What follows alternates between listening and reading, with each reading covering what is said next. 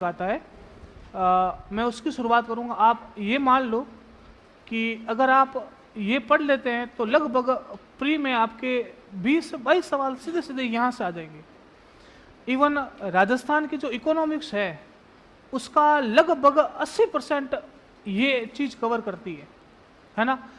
Current affair मान लो, current affair का एक हिस्सा मान लो, राजस्थान की अर्थव्यवस्था मान लो, ये सब कुछ इसी के उपनाम है ना। ध्यान से सुनना, अभी लिखना कुछ नहीं है, यहाँ पर सुनना। यहाँ से आपके आंकड़ों का खेल शुरू होगा।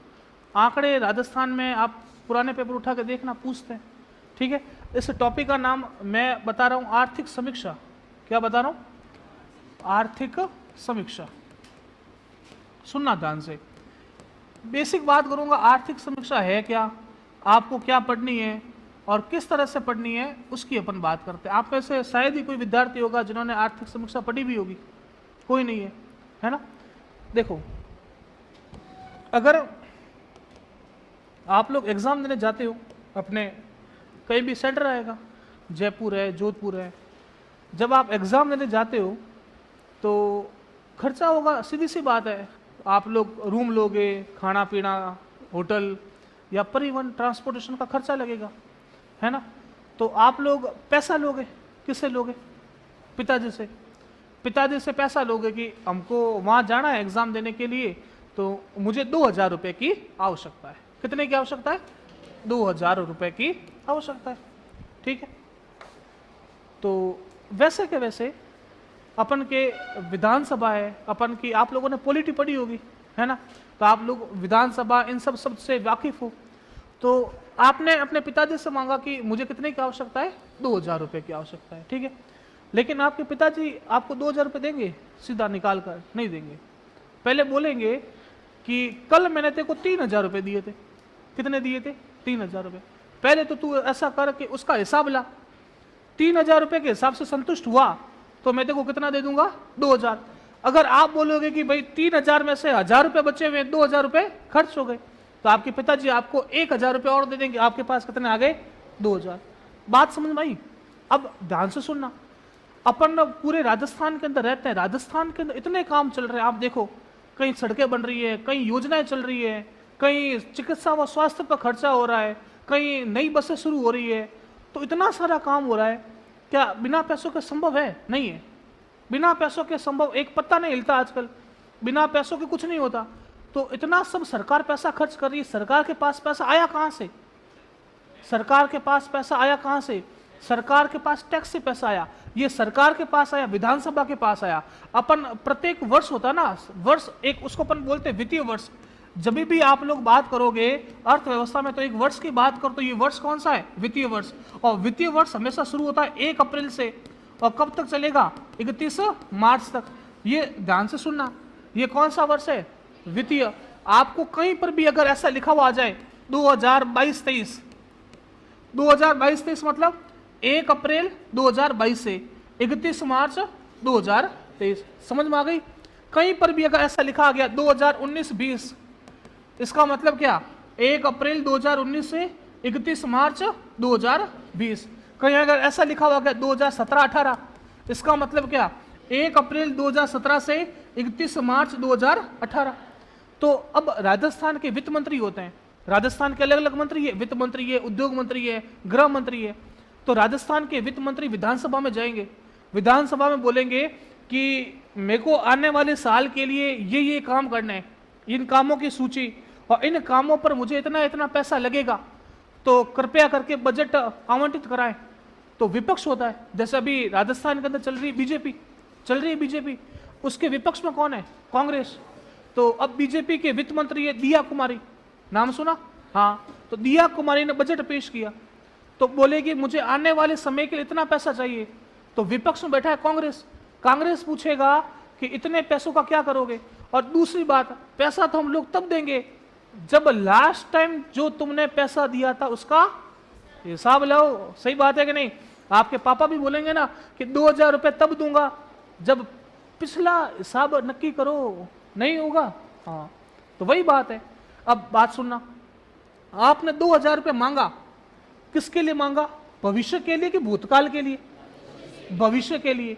जब भी भविष्य की बात होगी तो वह हमेशा कहलाएगा बजट। क्या कहलाएगा? बजट। समझ में आई कि नहीं आई?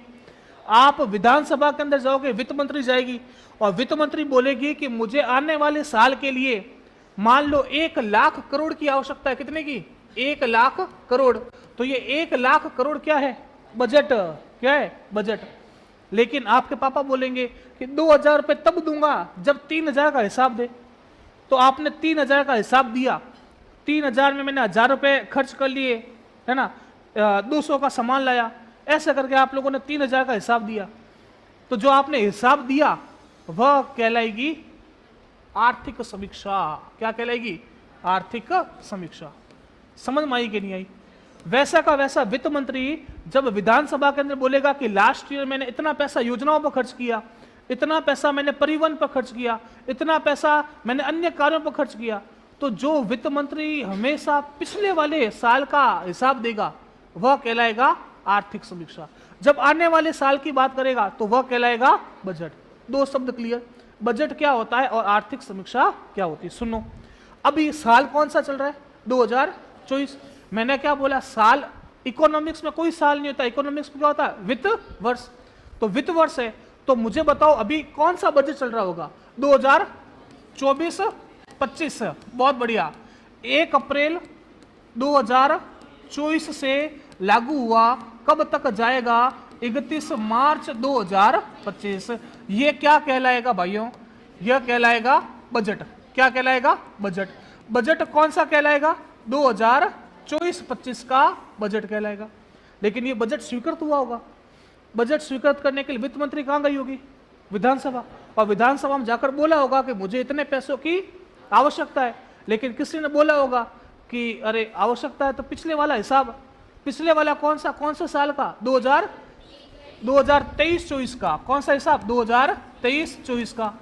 23-24 मतलब 1 अप्रैल 2023 से 31 मार्च 2024। ये हिसाब दो पहले। तो ये हिसाब किसने दिया? वित्त मंत्री ने दिया। ये क्या कहलाएगा? आर्थिक समीक्षा। यहां तक कोई समस्या हो तो बताओ। शब्द क्लियर होना चाहिए। आर्थिक समीक्षा। आर्थिक समीक्षा हमेशा पिछले वाले साल की होगी, बजट हमेशा आने वाले साल का। अगले साल जब वित्त मंत्री जाएगी तो ये बजट पेश करेगी 2025-26।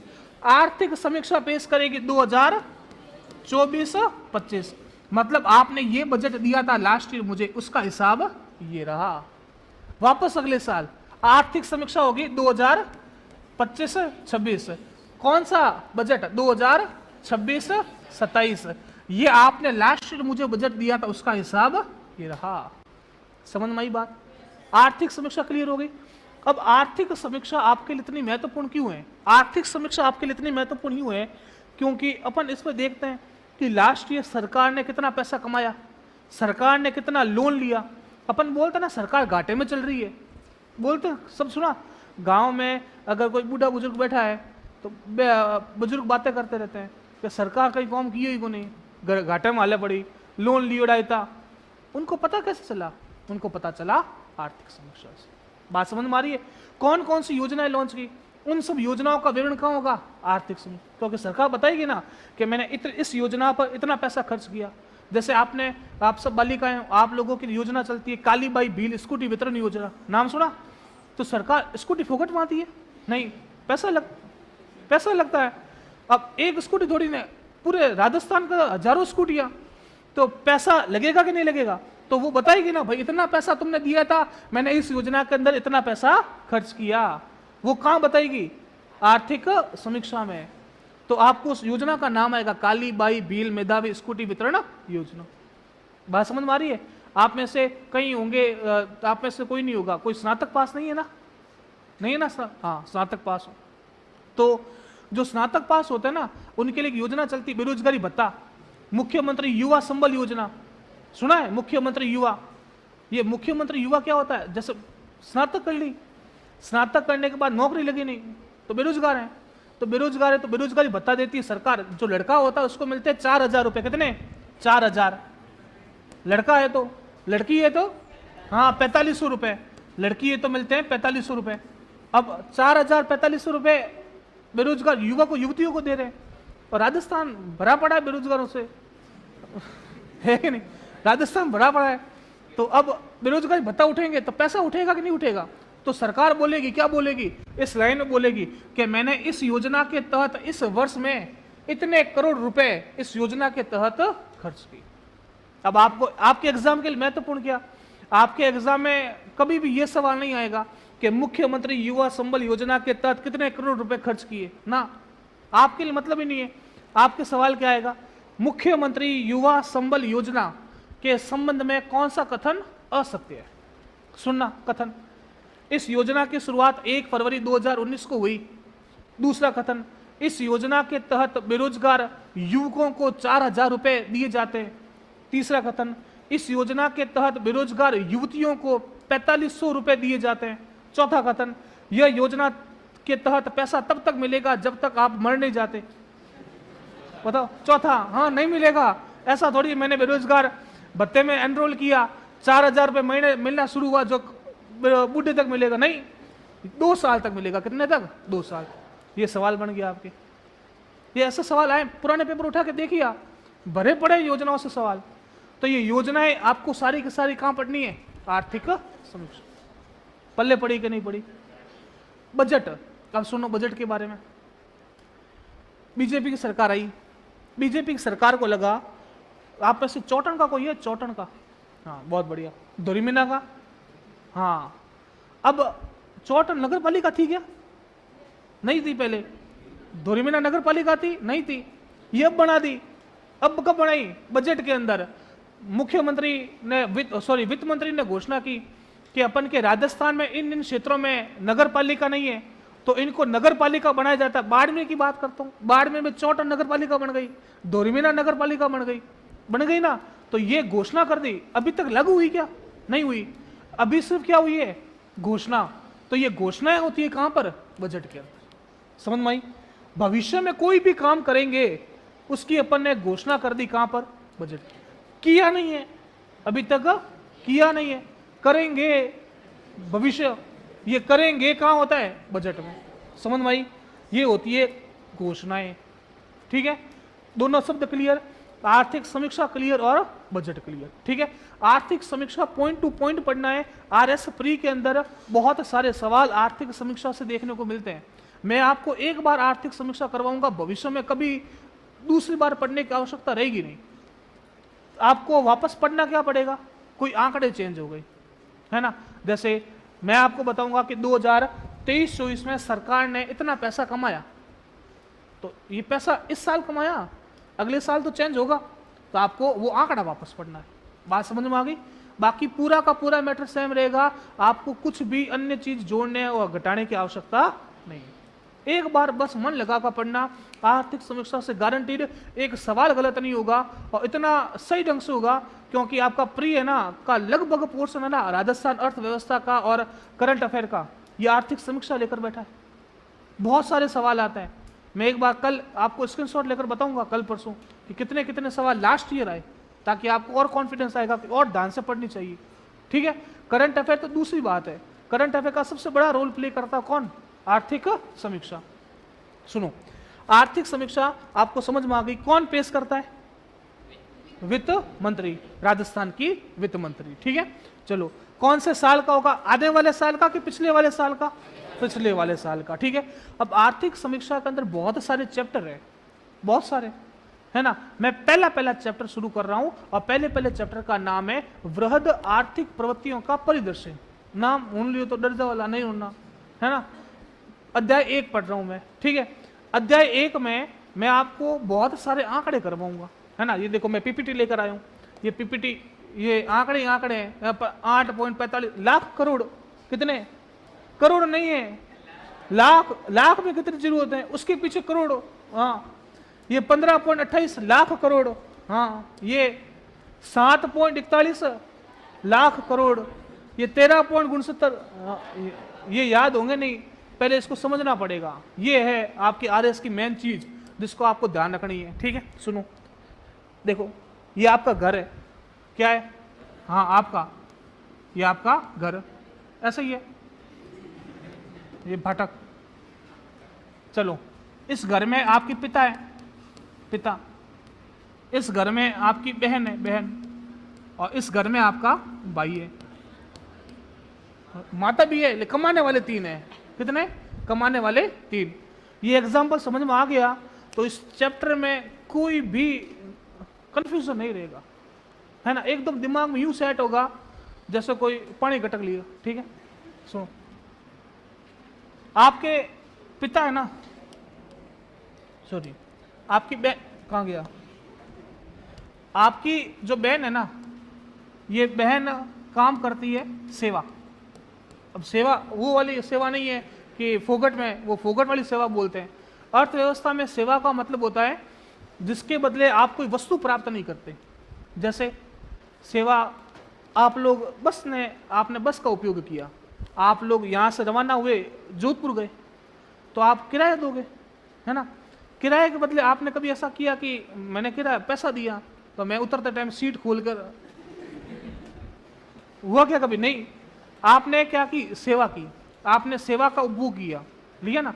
आप कभी डॉक्टर के पास गए तो आप डॉक्टर के पास गए तो कभी ऐसा हुआ कि आप, डॉक्टर ने आपको चेकअप वेकअप किया, आप डॉक्टर का कोई सामान उठा कर लेकर आए? नहीं होता कभी। आप कोचिंग आए, कोचिंग में ये हुआ कि पीरियड खत्म हो गया या बैच खत्म हो गया, एक टेबल पैसे दिए थे? नहीं होता। ये सेवाएं होती है। सेवाओं में कभी भी कोई वस्तु नहीं मिलती आपको। जैसे टीचिंग क्या है? सेवा। ट्रांसपोर्टेशन क्या है? सेवा। ऑटो सर्विस, आप लोग कहीं घूमने गए तो सेवा है, तो ये कहलाती है सेवा। जैसे आपकी बहन टीचर है, तो टीचर है तो कौन सा क्षेत्र हो गया? सेवा। ठीक है। दूसरा, भाई है, भाई करता है उद्योग, व्यापार, व्यवसाय सब एक ही है ना। उद्योग का मतलब, जैसे आप लोग बीच में घंटा भर फ्री होते हो, है ना, या 10 मिनट फ्री होते हो। अब सुबह से पढ़ रहे हो तो मन होता है चाय पी के आ जाए, है ना, कुरकुरे लेके आ जाए, लेके आते हो ना। तो आप लोगों ने क्या दिया? पैसे के बदले आपने क्या लिया? चीज, वस्तु ली ना। आप लोग कोई जैसे बाजार गए, बाजार में आप लोगों ने पैसा दिया, फर्नीचर लिया, है ना। आप लोग बाजार गए, आपने पैसा दिया, किराने का सामान लिया। तो पैसा दे रहे हो, बदले में क्या ले रहे हो? वस्तु। ये क्या है? उद्योग बोलो, व्यापार बोलो, व्यवसाय बोलो, एक ही बात। ठीक है। आपके पिता करते हैं कृषि। क्या करते हैं? कृषि करते हैं। समझ में आ गई? कृषि में बीज को बोना, फसल को काटना, ये सब आपके कृषि। आप अपने घर के अंदर देखना, आपके घर में चाहे कोई भी पैसा कमाने वाला है, इन तीन के अलावा और कोई क्षेत्र नहीं है। कृषि होगा, उद्योग होगा के सेवा होगा। या तो आपके पिता, बहन, भाई नौकरी करते होंगे, या तो कोई दुकान होगी, या कोई कृषि का काम करते हो। आप में से ऐसा कोई व्यक्ति है जिसके परिवार इन तीन क्षेत्र के अलावा और कोई क्षेत्र करता है? नहीं होगा, है ना। कोचिंग क्लासेस सर्विस है, टीचिंग सर्विस है, कोई पैसा लेकर सामान दे रहा है, उद्योग है ना। कृषि से संबंधित कोई कार्य कर रहा है तो वो कृषि है ना। और कोई है तो हाथ खड़ा करो, मैं सॉल्यूशन करता हूं। है कोई? है? अरे वो अवैध है, ये इन तीन क्षेत्रों के बाहर है। आप लोगों ने संविधान पढ़ा होगा, अवशिष्ट विषय पढ़ा है? अवशिष्ट, हाँ, वो अवशिष्ट विषय है, तस्करी है इसमें। मैं, चलो सुनो वापस। अब मैं मानता हूं खेल कैसा, मतलब कोई खेल खेलते हैं? खेल ना तो प्रोफेशन नहीं है भाइयों। खेल में आप लोगों ने, आप खेल पैसों के लिए थोड़ी खेलते हैं, है ना। खेल आप शौक के लिए खेलते हैं। वो शौक, वो ये सरकार मान्यता नहीं देती इन सब चीजों को, है ना। सरकार जिनको मान्यता देती, मैं उसकी बात कर रहा हूं, है? वो प्रोफेशन है, तो वो आप क्या जाएगा? सर्विस में। आप पैसे के बदले खेलते हैं, वस्तु दी गया आपने। जैसे फॉर एग्जांपल घुड़सवारी। अगर मेरे को किसी ने बोला कि मेरे बच्चे की शादी है, वहां पर घुड़सवारी का प्रदर्शन करना है, ठीक है, पैसा दिया मेरे को, मैंने वहां पर प्रदर्शन किया, वस्तु दी गया कोई? नहीं। क्या हो गई? समझ में आ गई ना। चलो, अब मैं आपको मानता हूं कि आपके जो ये उद्योग, सेवा, व्यापार है, इसमें से सेवा से कितने रुपए आए घर में? सुनना एग्जाम्पल ध्यान से, मजाक में मत लेना, ठीक है। सेवा से आए 60 रुपए, उद्योग से आए 25 रुपए, कितने आए 25, पीछे कितने रह गए 15, पीछे रह गए 15, तो कृषि से आए 15 रुपए। समझ में आ गया बात? अब अगर मैं आपको पूछूं कि आपके घर में सर्वाधिक योगदान किस क्षेत्र का है, अगर मैं आपसे पूछूं आपके घर में दूसरे नंबर पर सर्वाधिक योगदान किस क्षेत्र का है, और अगर मैं ये पूछूं कि आपके घर में सबसे कम योगदान किस क्षेत्र का, बात समझ में आई? जिस तरह से ये आपका घर है ना, उसी तरह से ये राजस्थान है, ये राजस्थान, इस राजस्थान में कई घर होंगे, यूं कई घर है ना, बहुत सारे घर है। इन सब घरों के अंदर भी तो ये 3 क्षेत्र ही है, या तो कृषि होगा, या उद्योग होगा, या सेवा होगी। जिस तरह से मैंने आपके घर के अंदर ये टोटल ऐड किया 100, ये क्या है 100, कितना हो गया 100। ये जो 100 है ना आपके घर के अंदर आ रहा है पैसा, मैं उसको है ना अर्थव्यवस्था की भाषा में एक शब्द बोलता हूं। क्या शब्द बोलता हूं? GSDP। ये मामला पूरा क्लियर आपका। GSDP, GSDP को अपन इंग्लिश में बोलते हैं ग्रॉस स्टेट डोमेस्टिक प्रोडक्ट। क्या बोलते हैं? Gross state domestic product. ये यहां से आपकी अर्थव्यवस्था शुरू हो गई। अब ग्रॉस स्टेट डोमेस्टिक प्रोडक्ट, इसको अपन हिंदी में बोलते हैं सकल राज्य घरेलू उत्पाद। लो हिंदी में लिख देता हूं, सकल राज्य घरेलू उत्पाद। समझ में आ गई बात या नहीं आई? आ गई ना बात? तो सकल राज्य घरेलू उत्पाद क्या? आपके घर में 3 क्षेत्रों से जितना पैसा आया उसका कुल मूल्य क्या कहलाया? GSDP। वैसे के वैसे राजस्थान के अंदर इतने घर है, इन सब घरों के अंदर पैसा आता होगा। अगर मैं इन सब घरों का टोटल ऐड करूं कि जितनी भी वस्तुएं और जितनी भी सेवाएं बनी, उसका मैं अगर टोटल ऐड करूं ये राजस्थान के अंदर, तो वो क्या कहलाएगा? राजस्थान का GSDP कहलाएगा कि नहीं कहलाएगा? मैंने क्या बोला, कभी भी अर्थव्यवस्था के अंदर बात आएगी अपन किस में देखेंगे? वित्तीय वर्ष में। अपन बोलेंगे कि एक वित्तीय वर्ष के अंदर राजस्थान की GSDP कितनी है, तो जितना टोटल ऐड करूंगा वो क्या होगा? राजस्थान की GSDP। अगर मैं ऐसे टोटल ऐड करता हूं ना राजस्थान का तो राजस्थान का GSDP आता है, वह आपके आता है 15.28 लाख करोड़। कितना आता है? 15। मतलब एक वर्ष के अंदर राजस्थान के अंदर जितनी वस्तुएं बनी, जितनी सेवाएं हुई, जितने कृषि का कार्य हुआ, उनसे राजस्थान के अंदर, कौन से साल की बात कर रहा हूं भाइयों? 24-25 के 23-24, 23-24 बजट है मैडम, आने वाले साल का है ना। ये कौन सा साल हुआ? 2023-24। आने वाले साल में मैं तो नहीं बता सकता हूं इतना पैसा आएगा, है ना। पिछले वाले साल की बात होगी, तो 2023-24 में कुल कितना पैसा आया? 15.28 लाख करोड़। आपको सवाल क्या पूछेगा? आपको सवाल पूछेगा, सवाल की लैंग्वेज पर ध्यान रखना, पेपर में सवाल प्री के अंदर आया हुआ है। सवाल आएगा आर्थिक समीक्षा 2023-24 के अनुसार राजस्थान का सकल राज्य घरेलू उत्पाद प्रचलित कीमतों पर कितना है? ये देखो क्या लिखा है, प्रचलित मूल्य। अभी बताऊंगा क्या होता है धीरे धीरे, है ना। प्रचलित मूल्य पर कितना होगा? 15.28 लाख करोड़।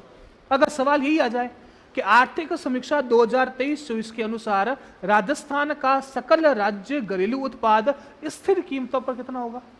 स्थिर, ये लिखा हुआ है प्रचलित, यहां पर लिखा हुआ है स्थिर। ये कांस्टेंट, कांस्टेंट का मतलब हिंदी होता है स्थिर। क्या होता है? स्थिर। तो आंसर क्या आएगा? 8.45 लाख। 2 point clear. अब सुनना, GSDP की परिभाषा क्या होती है? अगर आपको पूछे GSDP की परिभाषा क्या है, ठीक है, मैं यहां पर लिख रहा हूं GSDP की परिभाषा। किसी वित्तीय वर्ष में राज्य की, लिखनी नहीं है ना, एक एक शब्द को देखना है। राज्य की सीमाओं के भीतर, राज्य की सीमाओं के भीतर उत्पादित कुल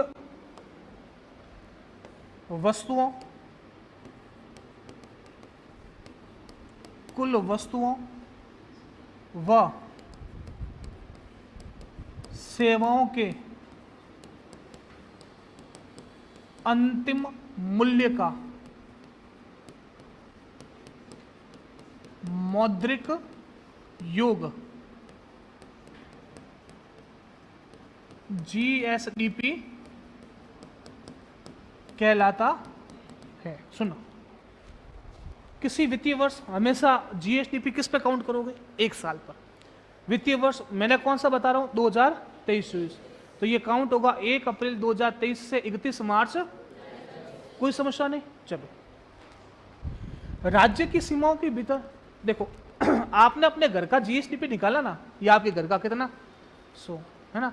आपने यूं क्यों नहीं किया? कभी सोचा कि यार पड़ोसी भी 200 रुपये लेके आ रहा है, ऐड कर लूं? तो किया नहीं, क्यों? पड़ोसी है। और एग्जांपल सुनो, राज्य की सीमा, ये आपकी बहन है, बहन की जब तक शादी नहीं हुई ये पैसा कितना कमा रही थी? पैसा कहाँ ऐड कर रहे थे? घर के अंदर। शादी हो गई, शादी हो गई तो ससुराल जाएगी बहन, उसका पैसा आप घर में ऐड करोगे? अरे करने नहीं देंगे, हाँ नहीं करने देंगे। तो ध्यान रखना, अगर बहन घर की सीमा के अंदर है तो पैसा आपने जीएसडीपी के अंदर ऐड किया, और अगर बहन सीमा छोड़कर ससुराल चली गई पैसा ऐड करोगे? नहीं करोगे। और एग्जांपल देता हूँ, अब लड़का है, कोई लड़का है, उसकी शादी नहीं हुई अभी तक, तो ठीक है, उसकी पत्नी भली अपना पैसा पीयर में दे। अब लड़की की शादी हो गई तो वो पैसा पीयर में देने देगा? नहीं। अरे घर की सीमा के अंदर है तू, तो पैसा कहाँ ऐड कर? घर में। समझ में आई? तो ये परिभाषा ये बोल रही है कि घर की सीमा के अंदर या राज्य की सीमा के भीतर, आप घर को है ना एक तरह से राज्य लो, तो राज्य की सीमाओं के भीतर जितनी भी वस्तुएं और जितनी भी सेवाएं बनेगी उसका अंतिम मूल्य, अपने अंतिम मूल्य ही ऐड किया। आपके घर के अंदर कुल कितना पैसा आ रहा है उसको अपन ऐड किया तो 100 आया। तो वैसा का वैसा अपन राज्य का भी करेंगे, तो जितना अंतिम मूल्य होगा उसका योग क्या कहलाएगा? जीएसटी। परिभाषा दिमाग में बैठ गई एकदम, कहीं पर भी कोई समस्या नहीं। चलो, ये जीएसडीपी हो गया। अब ऐसा करता हूं, मैं आपको परिभाषा लिखवाता हूं पहले, है ना। हेडिंग डालो आर्थिक समीक्षा 2023-24। कुछ पल्ले पड़ा कि नहीं पड़ा? है ना। ये बहुत महत्वपूर्ण चीजें हैं, और अगर ये एक बात समझ में आ गई ना, आपके लिए अर्थव्यवस्था बहुत आसान रहेगी। आर्थिक समीक्षा 2023-24। 23-24 लिखना भाइयों, है ना। 24-25 मत लिख देना गलती से। लिखो, पहला पॉइंट लिखना, आर्थिक समीक्षा। आप मैं बोल दूं आप लोग लिख दोगे या फिर बोर्ड पे लिखना पड़ेगा? नहीं, लिख लो। आर्थिक समीक्षा, आर्थिक समीक्षा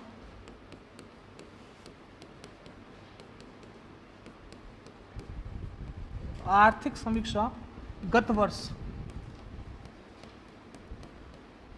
किए गए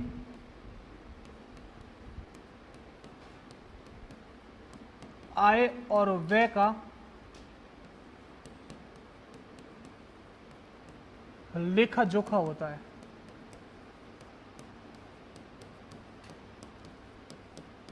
लेखा जोखा होता है। आर्थिक समीक्षा गत वर्ष किए गए आय और व्यय का लेखा जोखा होता है। आर्थिक समीक्षा, आर्थिक समीक्षा राजस्थान के वित्त मंत्री द्वारा, आर्थिक समीक्षा राजस्थान के वित्त मंत्री द्वारा विधानसभा में प्रस्तुत की जाती है।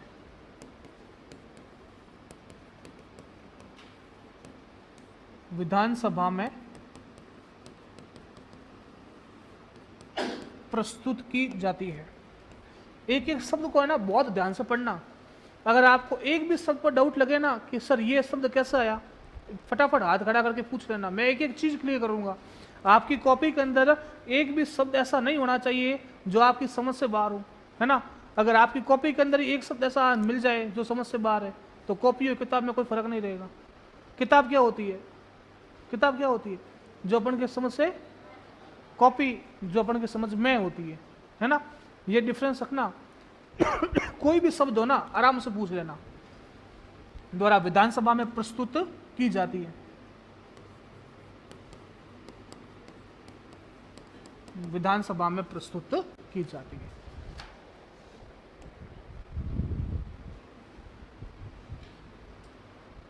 ठीक है।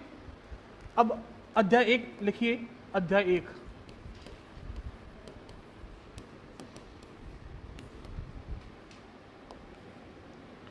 अध्याय ए का नाम लिखिए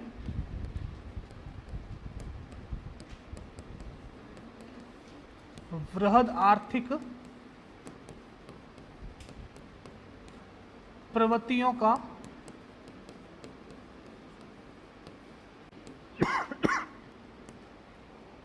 परिदृश्य। आप में से कोई इंग्लिश मीडियम का है?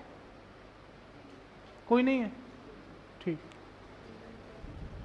वृहद आर्थिक प्रवृत्तियों का परिदृश्य। वृहद आर्थिक प्रवृत्तियों का परिदृश्य।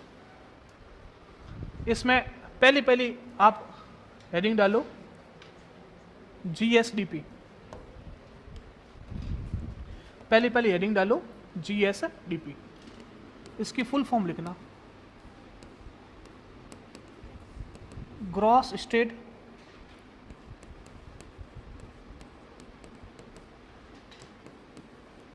डोमेस्टिक प्रोडक्ट, सकल राज्य घरेलू उत्पाद।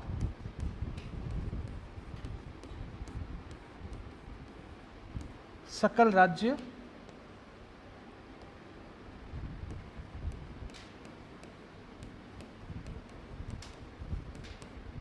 घरेलू उत्पाद। चाहे आप इंग्लिश मीडियम के हो या नहीं हो, आपको इंग्लिश भी साथ साथ लेकर चलनी है ना। कोई मैटर नहीं करता आप इंग्लिश मीडियम के हो या हिंदी मीडियम के, आपको इंग्लिश भी साथ साथ अच्छी करोगे, भविष्य में बहुत फायदा आएगा। मैं भी प्योर हिंदी मीडियम का हूँ, और वह भी ऐसी हिंदी मीडियम का कि जहाँ पर सर को सर नहीं बोलते, भैया जी बोलते हैं। हाँ, मैडम को मैडम नहीं बोलते, दीदी बोलते हैं। हाँ, आदर्श विद्या मंदिर। फिर भी मैं इंग्लिश मीडियम के अंदर मेंस लिखता हूँ। तो ध्यान रखना कि कोई मैटर नहीं करता कि इंग्लिश हिंदी मीडियम वाले इंग्लिश नहीं बोल सकते।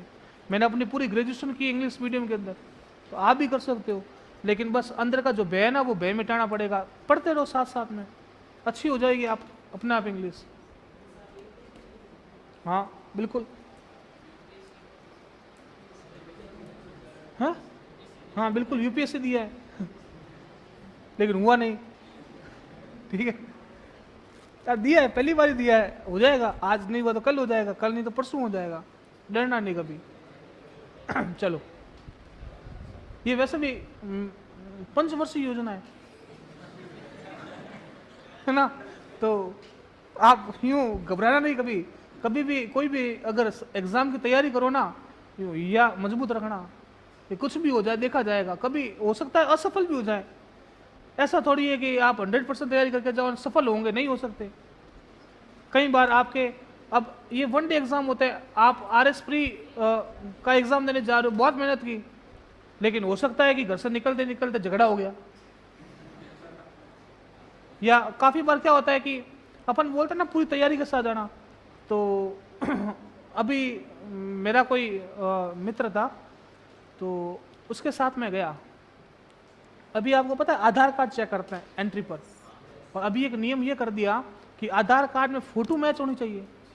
वो भाई गया, उसके छोटा था तब का फोटो लगा हुआ, और फोटो यूं मैच किया कि ये तो तेरा छोटा भाई है। तो कि नहीं मैं ही हूँ। तो कि एंट्री नहीं मिलेगी। तो एंट्री नहीं मिलेगी, इसने इतना सुना, उसके तो पसीने, बहुत मेहनत की, बहुत छोरा, बहुत होशियार मेरा दोस्त। लेकिन अब उसके चूंकि एंट्री पर ये माथाफोड़ी हो गई, तो और जब वो एग्जाम देने अंदर गया ना, उसका दिमाग काम किया ही नहीं। बताओ, तो उसका वो पेपर बिगड़ गया। मेन आपको अपने ऊपर काबू करना सीखना है। जब आप अपने ऊपर काबू करना सीखोगे ना, तो चाहे कैसी भी परिस्थितियां आप निपट लोगे। अब वैसे उसको कौन सा बाहर निकाल देंगे, बाहर थोड़ी निकालते। ठीक है, ऊपर नीचे थोड़ा बहुत किया उसको कि यार ये फोटो तेरी नहीं है, तो किसी और से मंगा ले, व्हाट्सअप मंगा ले, दूसरा डॉक्यूमेंट व्हाट्सअप मंगा, एंट्री मिल गई। लेकिन इतना बोला उसको, वो मेंटली डिस्टर्ब हो गया। तो आपको ये अपने ऊपर काबू करना, अपनी जो भावनाएं होती है ना अंदर से, खुद को स्ट्रॉन्ग करोगे ना, उतना आप अच्छे परफॉर्म कर पाओगे। ये भी नहीं, कभी आप आरएस भी बनोगे तो बहुत सारे प्रेशर आते हैं एक दिन में, आपको हैंडल करने पड़ते हैं, बहुत सारे काम करने पड़ते हैं सीट पर। मैं देखता हूँ हमारे अधिकारी एडीएम साहब है, वो बहुत सीनियर आरएस लेवल के अधिकारी होते हैं, सीट पर बैठते उठते तक नहीं है। सुबह बैठते हैं, शाम शाम को उठता है। ये काम करने की कैपेसिटी आपके अंदर होनी चाहिए। अगर आप आरएस का सपना देख रहे हो तो, है ना। अंतिम मूल्य का योग्य क्या कहलाता है? जीएसडीपी। परिभाषा लिखी, लिखो परिभाषा। किसी वित्तीय वर्ष में राज्य की सीमाओं के भीतर उत्पादित कुल वस्तुओं व सेवाओं का अंतिम मूल्य का मौद्रिक योग क्या कहलाता है? जीएसडीपी।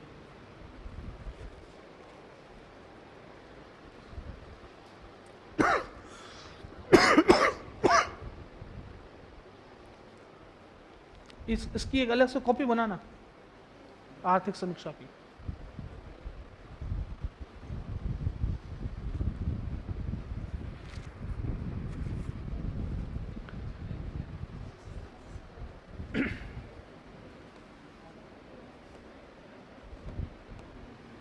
अगला पॉइंट लिखना, जीएसडीपी स्थिर कीमतों एवं प्रचलित कीमतों पर, जीएसडीपी स्थिर कीमतों एवं प्रचलित कीमतों पर निकाला जाता है। स्थिर कीमतों एवं प्रचलित कीमतों पर निकाला जाता है। अब ये दो बातें समझना, स्थिर कीमत और प्रचलित कीमत। एक एग्जांपल दूंगा, आपको समझ में आएगा, सुनना। एग्जांपल क्या है? मैं मानता हूं पूरे राजस्थान के अंदर एक वित्तीय वर्ष के अंदर मात्र और मात्र 10 पेन बने। कितने पेन बने? 10 पेन बन गए, ठीक है। 10 पेन बने पूरे वित्तीय वर्ष के अंदर राजस्थान के अंदर। एक पेन की कीमत है वह 100 रुपए। तो मुझे बताओ कि उस वित्तीय वर्ष में राजस्थान की जीएसडीपी कितनी हुई? 1000 हुई, क्योंकि पूरे साल में एक ही काम किया, 10 पेन बनाए, बाकी कुछ किया ही नहीं। तो राजस्थान की जीएसडीपी हो गई 1000 रुपए, ठीक है। अब सुनना, स्थिर कीमत क्या होती है? स्थिर कीमत हमेशा अपन एक वर्ष को आधार मानते हैं, और वो वर्ष है 2011-12। 2011-12 यहाँ पे प्रचलित कीमत होगी ना। मैं जिस वर्ष की बात कर रहा हूँ, मैं अभी आर्थिक समीक्षा कौन से वर्ष की करवा रहा हूँ? 2324 की। तो यहाँ पर मैंने 100 रुपये लिए ना, ये कौन से वर्ष के लिए? 2023-24 के। क्योंकि देखो पेन है ना, ये आज 100 रुपये का है, हो सकता है अगली बार महंगाई हो जाए, ये पेन 110 का हो जाए, है ना। हो सकता है कि सस्ती वाला हो जाए, ये पेन 100 की जगह 90 रुपये का हो जाए। मैं कौन से वर्ष की बात कर रहा हूँ? 23-24। जब भी जो वर्ष चल रहा है उस पर अपन अगर जो रेट लेंगे ना, उसको अपन क्या बोलेंगे? प्रचलित कीमत। लेकिन आधार वर्ष ये स्थिर कीमत पर है ना, ये हमेशा सेम रहेगा। कौन सा? 2011-12। इस 2011-12 को अपन बोलेंगे एक वर्ष, कौन सा? आधार वर्ष। समझ में आई बात? चलो, मैंने यहां पर कितने पेन बनाए थे? 10 पेन। एक पेन की कीमत कितनी थी? 100। तो और जीएसडीपी कितना हो गया? 1000। अब मैं यही पेन है ना यहां पर ले रहा हूं, 10 पेन। अब मैं मानता हूं कि 2011-12 में इस पेन की जो कीमत होगी, अब आप ये बताओ एक थोड़ा सा कॉमन सेंस लगाकर कि 2023-24 में इस पेन की कीमत 100 रुपए, 2011-12 में इस पेन की कीमत 100 से कम होगी, 100 से ज्यादा होगी कि कितनी होगी? कम होगी ना यार, क्योंकि जैसे जैसे साल बढ़ते हैं महंगी वाला बढ़ता है ना। तो मैं मान लेता हूं कि उस समय इसकी कीमत थी 60 रुपए। तो उस वर्ष स्थिर कीमतों पर 2023-24 में स्थिर कीमतों पर कितनी जीएसडीपी हुई? 600 हुई कि नहीं हुई?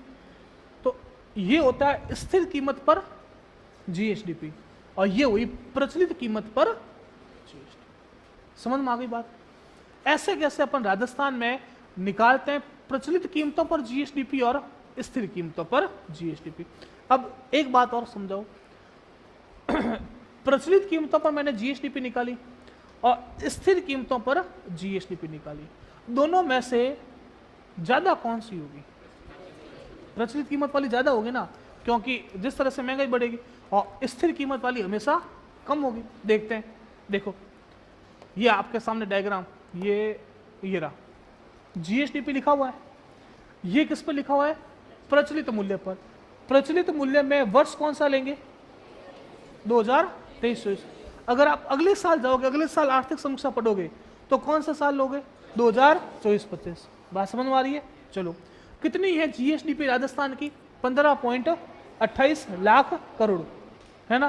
क्योंकि देखो राजस्थान के अंदर इतना बड़ा काम होता है, राजस्थान बहुत बड़ा है, राजस्थान बहुत बड़ा है, तो इतने सारे लोग पैसा कमाते हैं, कोई उद्योग करता है, कोई सेवा करता है, कृषि करता है, तो पैसा करोड़ों में आता है, इस वजह से ये लाख करोड़ है।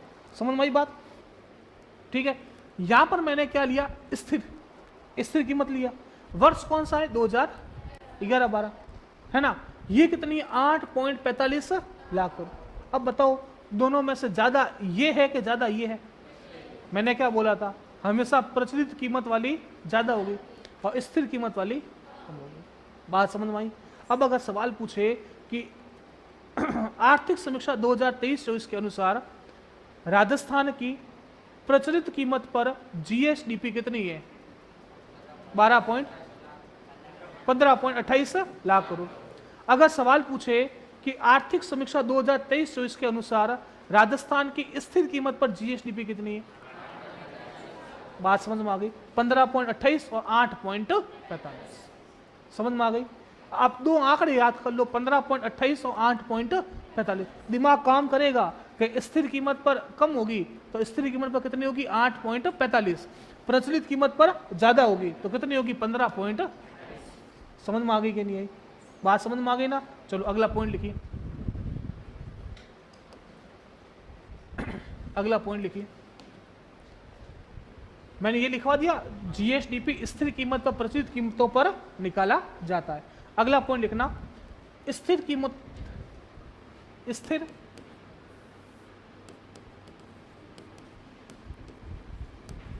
कीमतों पर जीएसडीपी की गणना के लिए आधार वर्ष कौन सा है? आधार वर्ष को इंग्लिश में लिखना बेस ईयर। आधार वर्ष कौन सा बताया? 2011-12। आधार वर्ष 2011-12 है। आधार वर्ष 2011-12 है। स्थिर कीमत को भी है ना इंग्लिश में लिखना कांस्टेंट प्राइस। कांस्टेंट प्राइस लिखना इंग्लिश में।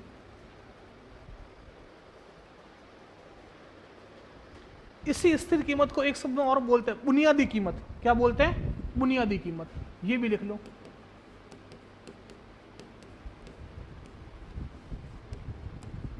बुनियादी कीमत। ये जितने पर्यायवाची है ना आपको सब ध्यान रखना है। आपको अगर स्थिर की जगह बुनियादी पूछ लिया, आपको भले ही याद है 8.45, कुछ नहीं कर पाओगे। कर पाओगे क्या? क्योंकि पता ही नहीं है बुनियादी, स्थिर, कांस्टेंट सब एक होता है। इस वजह से जो जो परीक्षा में शब्द यूज किए ना उन सब शब्दों का ज्ञान होना चाहिए। या तो बुनियादी पूछे या स्थिर पूछे या कांस्टेंट पूछे। ठीक है, आधार वर्ष कौन सा है? 2011-12। अगली लाइन में लिखो,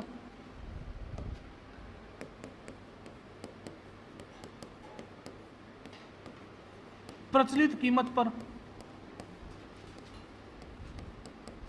जीएसडीपी की गणना,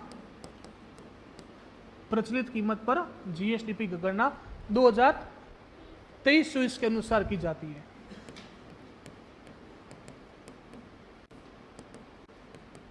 ये इस साल बता रहा हूं 23-24, अगले साल हाँ, लेकिन आधार वर्ष कौन सा रहेगा? ये वाला, इसमें ये तो फिक्स ही रहेगा 11-12। प्रचलित कीमत पर जीएसडीपी की गणना 2023-24 के अनुसार की जाती है।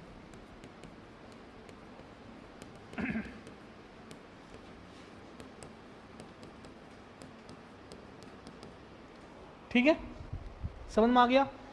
स्थिर कीमत पर जीएसडीपी कितनी है? 8 पॉइंट। प्रचलित कीमत पर जीएसडीपी कितनी है?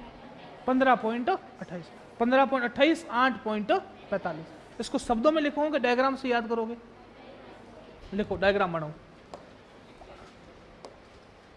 अभी इस पॉइंट पे मत जाना 8.03 क्या है और 12.56 क्या है। मैं जितना बता रहा हूं सिर्फ उतना ही सोचना है, उतना ही याद करना है। डायग्राम पूरा बना लो, आप डायग्राम पूरा का पूरा बना लो।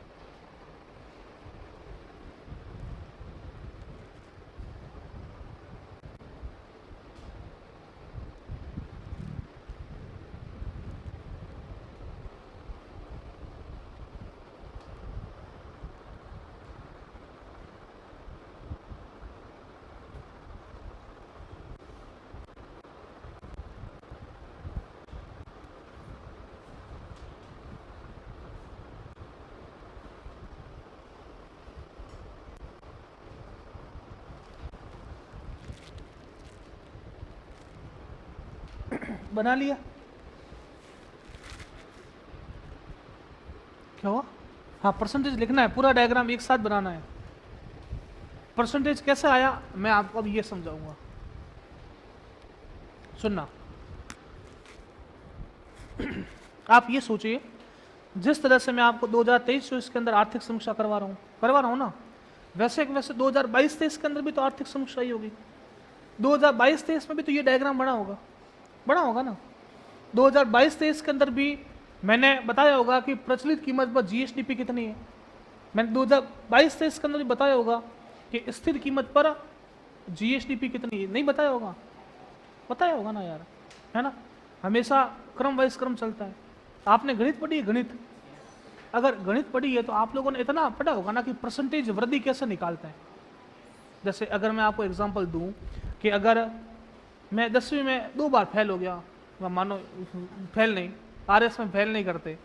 आप ये सोचो कि 10वीं में मेरे नंबर आए 400, है ना। मैं 11वीं में गया, मेरे नंबर आए 450, है आए। आप में से गणित में होशियार कौन है? हाथ खड़ा करो। आप? हाँ, तो आप बताओ क्या नाम है? गुणवंत, ठीक है। कुल्लूवंत के कुलवंत, ठीक है। हाँ सुनो, मेरा सवाल ये 10वीं में 400 है, 11वीं में 450 है। मेरा सवाल ये कि आपके नंबर में कितनी परसेंटेज वृद्धि हुई? 50/400 × 100 कितना आ गया? 12.5%। आई बात समझ में या नहीं आई? आ गई? अब मैं ये सोच रहा हूं कि ये 15.28 लाख करोड़ 2023-24 के अंदर है ना। वैसे के वैसे 2022-23 के अंदर भी तो कोई ना कोई डेटा होगा। 2022-23 के अंदर भी तो कुछ ना कुछ राशि होगी। अगर मैं ये सोचूं कि इससे कितनी परसेंट वृद्धि हुई, मैं क्या करूंगा? इन दोनों में से माइनस करूंगा, बट्टा क्या करूंगा? ये वाली राशि A × 100। यहां पर मैंने क्या किया? इन दोनों को माइनस किया, 50/400 × 100। परसेंटेज कितना आया? यहां पर आया 12.56% आया। सवाल सुनो ध्यान से, कैसे आएगा? आर्थिक समीक्षा 2023-24 के अनुसार, आर्थिक समीक्षा 2023-24 के अनुसार प्रचलित कीमत पर, अब देखो प्रचलित आ गया ना, दिमाग इस तरफ जाएगा कि इस तरफ जाएगा? इस तरफ। प्रचलित कीमत पर जीएसडीपी में कितने परसेंट की वृद्धि दर्ज की गई? कितने परसेंट की वृद्धि दर्ज की गई? इतनी वृद्धि हुई है, 12.56। अब आप बोलते हो कि सर वृद्धि, नुकसान भी तो हो सकता है ना। हास भी तो, अगर हास होता ना तो यहां पर क्या लगा होता? माइनस। लेकिन हास हुआ नहीं, हमेशा वृद्धि होती है, क्योंकि मूल्य बढ़ते रहते हैं, हर साल बढ़ेगा। तो जब मूल्य हर साल बढ़ेगा तो जीएसडीपी बढ़ेगी। ठीक है, ये 12.56 समझ में आ गया क्या? हाँ, अब इसको समझना 8.03। मैंने कैसे बताया कि 8.45 लाख करोड़ 2022-23 के अनुसार है ना, इस साल है। लास्ट ईयर भी तो कुछ रहा होगा, लास्ट ईयर यह वाला आ गया, ये मान लो ए। अगर मैं इसको माइनस करता हूँ, बट्टा ए करता हूँ, इंटू 100 करता हूँ, तो परसेंटेज वृद्धि निकलेगी, निकलेगी नहीं निकलेगी? हाँ, बहुत बढ़िया निकलेगी। अगर निकली तो कितनी आई? 8.03। कितनी आई? 8.0। अब सवाल कैसा आएगा, सुनो। आर्थिक समीक्षा 2023-24 के अनुसार राजस्थान के जीएसडीपी में स्थिर कीमतों पर कितने प्रतिशत की वृद्धि दर्ज की गई? 8.0। अब देखो 4 सवाल तैयार हुए आपके सामने। ये आज की इस क्लास के अंदर मैंने है ना आर्थिक समीक्षा का पूरा बेस बना दिया और 4 सवाल मैंने तैयार करवाए। सुनना ध्यान से। आप में से किसको समझ में आ गया पूरा का पूरा एकदम? आ गया? चलो आप मैडम खड़े हो आप। हाँ, मैं सवाल पूछ रहा हूं ना, ये पीपीटी आपके सामने, आपको देखकर आंसर देना है। बीच में कोई नहीं बोलेगा, है ना? जो बोलेगा मैं उसको खड़ा करूंगा। पीछे वाले 3 मेरी आंखें पड़ गई है तुम पे। हाँ, मैं बहुत, अगर मेरी आंखें पड़ जाती है ना किसी के ऊपर तो पूरा बैच उन्हीं पर रहती है मेरी आंखें। सुनना सवाल। आर्थिक समीक्षा 2023-24 के अनुसार राजस्थान की प्रचलित कीमतों पर जीएसडीपी कितनी है? 15.28 लाख करोड़। दूसरा सवाल। आर्थिक समीक्षा 2023-24 के अनुसार राजस्थान की प्रचलित कीमतों पर जीएसडीपी में कितने % वृद्धि दर्ज की गई? हाँ, देख के बता दो आप, आंकड़े याद करना भी जरूरी नहीं है, घर पे जाके याद करना। 12.56। अगला सवाल। अगर सवाल यूं पूछे कि आर्थिक समीक्षा 2023-24 के अनुसार स्थिर कीमत पर जीएसडीपी निकालने के लिए किस वर्ष को आधार वर्ष माना गया? 2011-12। अगला सवाल। आर्थिक समीक्षा 2023-24 के अनुसार स्थिर कीमत पर राजस्थान की जीएसडीपी क्या है? 8.45। अगर सवाल यूं पूछे आर्थिक समीक्षा 2023-24 के अनुसार राजस्थान की स्थिर कीमत पर जीएसडीपी में कितने % वृद्धि दर्ज की गई? बात समझ में आ गई? बैठिए। इतने ऐसे सवाल है जो इससे बनते हैं। इसके बाद आप आरएस मेंस में बैठ जाओ, एक सवाल नहीं बनेगा। इसके आगे काली भीत है। क्या है? हाँ, ठीक है, ये ढाल है। चलो सुनना, एक चीज और मैं आपको बेसिक बना के जा रहा हूं। कल मैं आपको है ना इसके आगे बता दूंगा, ठीक है? बेसिक्स बता रहा हूं, है ना? बेसिक बना हुआ रहेगा ना तो आगे तारतम्यता रहेगी पढ़ने में। मैंने है ना, आप मानो कि इस साल एक कार ली नहीं है, मानना। क्या ली? कार ली। कार मैंने शोरूम से उठाई, मैंने शोरूम की रेट दी उसको 8 लाख रुपए। कितने दी? 8 लाख रुपए। 8 लाख की मैंने कार ली, साक्ष्य निकाला, शोरूम से बाहर आई। मेरा मन खराब, यार कार जची नहीं।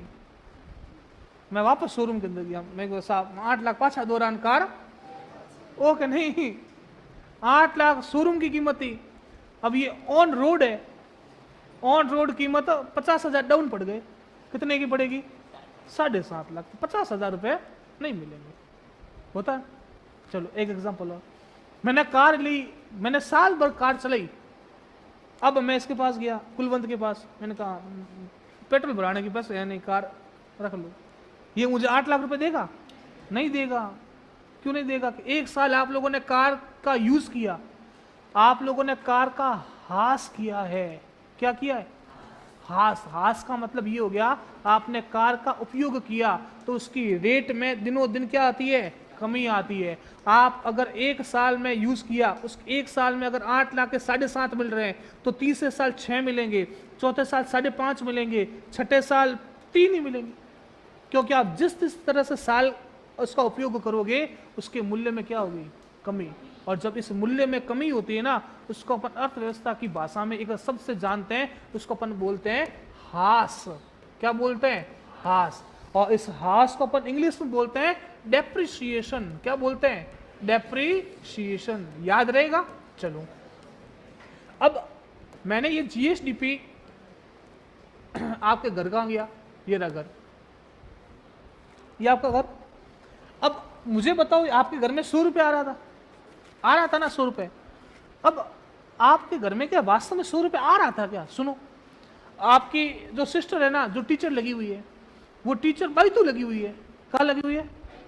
अब बाई तो लगी हुई है तो बाढ़ में बस में जाती होगी या नहीं जाती है? बस में जाती है, तो बस में जाती, वापस किस में आती है? बस में। और ट्रेन में भी आती होगी, टिकट तो लगती है, टिकट लगती है कि नहीं लगती है? तो ये 100 रुपये दिन का नुकसान, 100 रुपये, तो ये 100 रुपये जो कट रहा है, या यहाँ पर मैंने माना ये 60 रुपये तनख्वाह है, तो आप मान लो रुपया, कि रोज 1 रुपया आना 1 रुपया जाना, तो ये आपकी इस 100 रुपये में से तो माइनस होंगे, नहीं होंगे क्या?